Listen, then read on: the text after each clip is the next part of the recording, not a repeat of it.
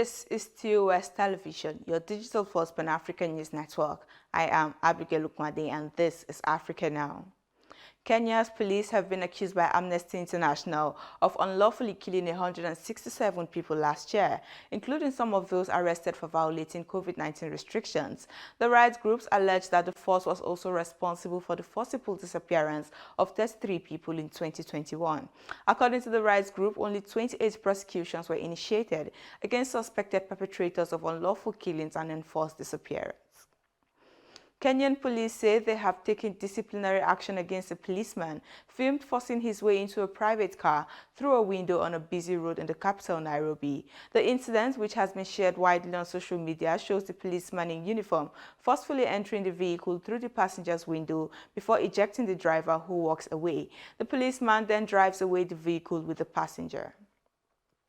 Uganda's military has killed 309 people in an 8-month-old operation against cattle rustling in a northeast region rich in minerals including gold, limestone and potentially oil, the armed forces said. The Ugandan People's Defense Force, the East African country's military, said the deaths resulted from a push-quell violence by cattle rustlers in Kamoja region since last July. Now to politics. The Supreme Court in Kenya is on Thursday set to rule on the Building Bridges Initiative, a controversial proposal aimed at amending the country's constitution and potentially expanding Kenya's executive and legislature. It has already been rejected by the High Court and the Court of Appeal as unconstitutional. The Attorney General and 2 others appealed at the Supreme Court on 4 main issues, including whether a sitting president can initiate a constitutional amendment process without going through Parliament.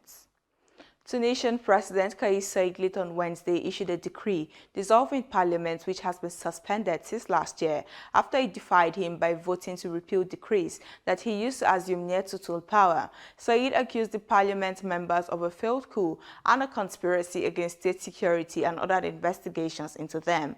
The Parliament session and Said's response intensified Tunisia's political crisis, though it was not clear if they would prompt any immediate change in his grip on power.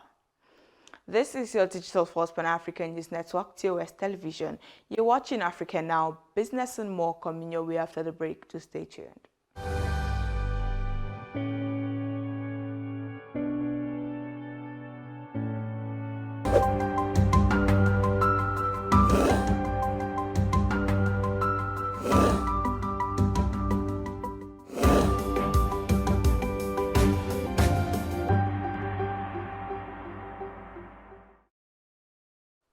Welcome back in business. Kenya's national carrier, Kenya Airways, has seen its loss reduced at the end of December 2021 by as much as 57%, owing to the recommencement of travel and the easing off of COVID restrictions. From a loss of 36.2 billion Kenyan shillings recorded in 2020, the company's earnings have increased to 15 billion shillings, leading to the group total revenue increase by 33% to 70.2 billion shillings. Democratic Republic of Congo's parliament on Wednesday voted to remove Economy Minister Jean-Marie Kalumba from his post, blaming him for the soaring price of basic goods and mismanagement of the fishing industry, among other issues. The minister was given 48 hours to present his resignation following the vote of no confidence. He was nominated to the post last year by President Felix Tshisekedi.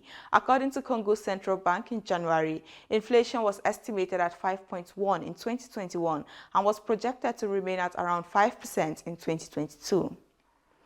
Zimbabwe has begun repossessing idle lands from black farmers who benefited from controversial land reforms 2 decades ago, according to its agriculture minister Anxious Masuka.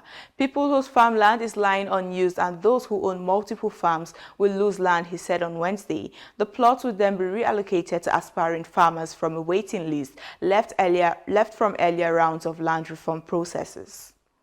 Now moving away from business, Burundi's government has lifted sanctions against the British Broadcasting Corporation BBC after almost 3 years since it was banned to operate in the country.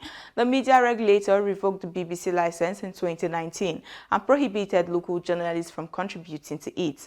Burundi was ranked 147 out of 180 countries in press freedom last year, an improvement from 2020 when it was positioned 160.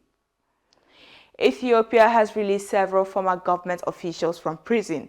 The ethnic Tigrayan group included former members of the government-appointed administration and one member of the ruling party. Police said they investigate anyone they suspect of having ties to the TPLF, but they deny targeting anyone of a particular ethnicity. The government has said numerous times that it is fighting the TPLF and not all Tigrayans. And that is it on Africa Now. For more updates, visit our website at www.tostvnetwork.com. Follow us and like our social media handles on Facebook, Twitter, and Instagram. Remember to subscribe on YouTube. To stay with us and enjoy more programs on TOS Television Network. I am Abigail Okwade. Thanks for watching.